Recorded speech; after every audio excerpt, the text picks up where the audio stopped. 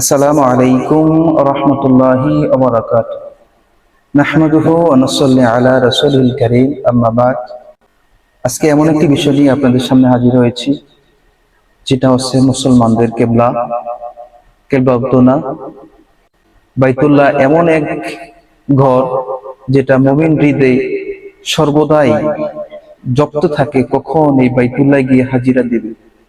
এই বাইতুল্লাহর শান শওকত দূর থেকে যতটা না মানুষ বুঝতে পারে, তার সে অনেক বেশি উপলব্ধি করতে পারে, বুঝতে পারে কাছে গিয়ে।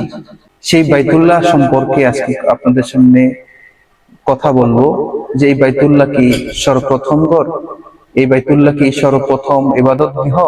আল্লাহ সুবহানাহু ওয়া তাআলা এই সম্পর্কে সুন্দর একটা আয়াত সূরা আল ইমরানের ভিতরে ৯৬ নম্বর আয়াতে আল্লাহ রাব্বুল আলামিন ঘোষণা করেছেন, ইন্না আউওয়ালা বাইতিন উদিআ লিন-নাসি, মানুষের জন্য সর্বপ্রথম যে ঘর তৈরি করা হয়েছে, নিশ্চয়ই এটি হচ্ছে যা মক্কায় অবস্থিত, যা বরকতময়। এই আয়াতের তাফসীর করতে গিয়ে তাফসীর বাগাবী দ্বিতীয় খণ্ডের ৬৯ নম্বর পৃষ্ঠার ভিতরে এই আয়াতের ব্যাখ্যা করতে গিয়ে ইমাম বাগাবী রহমতুল্লাহি আলাইহি তিনি বর্ণনা করেন, ইন্নাল ইয়াহুদা ক্বালু লিল মুসলিমিনা বাইতুল মাকদিস কিবলাতুনা ওয়া হুয়া আফদালু মিনাল কাবাতি ওয়া আকদামু ওয়া হুয়া মুহাজিরুল আম্বিয়া ওয়া ক্বালা আল মুসলিমুনা বালিল কাবাতু আফদালু। ফাআনজালাল্লাহু তাআলা ইন্না আউওয়ালা বাইতি উদিআ লিন-নাসি লাল্লাযী বিবাক্কাতা মুবারাকান ওয়া হুদাল লিল আলামিন। আয়াতে তাফসীর করতে গিয়ে ইমাম বাগাবী রহমতুল্লাহি আলাইহি তিনি বলেন, ইহুদিরা মুসলমানদেরকে লক্ষ্য করে বলল যে বাইতুল মাকদাস হচ্ছে আমাদের কিবলা, কাবা থেকে উত্তম, এবং এটা প্রাচীন ঘর, নবীদের একটা হিজরতের স্থান। মুসলমানরা এই কথা শুনে তারা বলল যে না, বরং কাবা হচ্ছে উত্তম সম্মানজনক স্থান বাইতুল মাকদিস থেকে। আল্লাহ রাব্বুল আলামিন তাদের এই ইহুদি এবং মুসলমান সম্প্রদায়কে জানিয়ে দিয়ে আল্লাহ রাব্বুল আলামিন বলেন যে শুনে রাখো, ইন্না আউয়াল বাইতিন উদিআ লিন-নাসি লাল্লাযী বিবাক্কাতা মুবারাকান ওয়া হুদাল লিল আলামিন। সর্বপ্রথম যে ঘরটি তৈরি করা হয়েছে সেটা হচ্ছে কাবা, যেটা মক্কায় অবস্থিত, যেটা আল্লাহ রাব্বুল আলামিন ঘোষণা দিয়েছেন যে সেটা বাইতুল মাকদিস নয়, সেটা কাবা, বাইতুল্লাহ শরীফ, যেটা বরকতময়।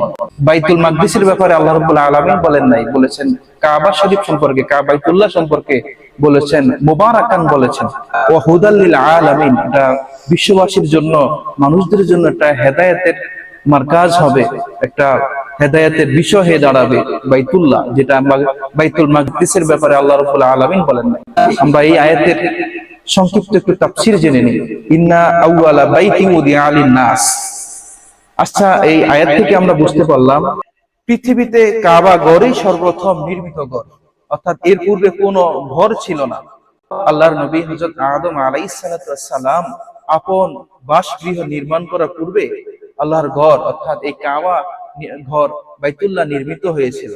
এই মতটা করেছেন হযরত আব্দুল্লাহ ইবনে ওমর রাদিয়াল্লাহু তাআলা আনহু, মুজাহিদ রহমতুল্লাহি আলাইহি।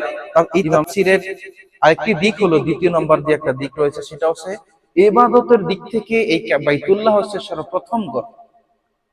এই মতটা কারা কারা প্রকাশ করেছেন? হযরত আলী রাদিয়াল্লাহু তাআলা আনহু থেকে একটা হাদিস এসেছে তাফসীর ইবনে কাসিরের ভিতরে দ্বিতীয় খণ্ডের ৬৭ নম্বর পৃষ্ঠার ভিতরে, আন আলী রাদিয়াল্লাহু তাআলা আনহু ফি কাউলিহি তাআলা ইন্না আউওয়ালা বাইতি উদিআ লিন-নাসি লাল্লাযী বিবাক্কাতা মুবারাকান ক্বালা কানাতিল বুয়ুতু ক্বাবলাহু, যে এই আয়াত এই বাইতুল্লাহ শরীফের পূর্বে, বাইতুল্লাহ ঘর নির্মিত হওয়ার পূর্বেও বসবাসের জন্য অনেক ঘর ছিল। লাকিন্নাহু কানা আউয়ালু বাইতি উদিআ লিল ইবাদাতিল্লাহ, অর্থাৎ এই বাইতুল্লাহ শরীফ এটা নির্মাণ করা হয়েছে ইবাদতের জন্য, অর্থাৎ ইবাদতের দিক থেকে সর্বপ্রথম ঘর হচ্ছে বাইতুল্লাহ। অতএব আমরা বুঝতে পারলাম ইবাদতের দিক থেকে সর্বপ্রথম ঘর হচ্ছে বাইতুল্লাহ শরীফ। এখন হজের মৌসুম চলছে, সকল মুমিনের একটাই তামান্না যে ঘরে গিয়ে হাজিরা দেবে, তাওয়াফ করবে।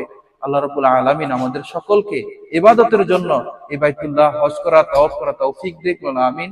ওয়া আখির দাওয়ানা আলহামদুলিল্লাহি রাব্বিল আলামিন।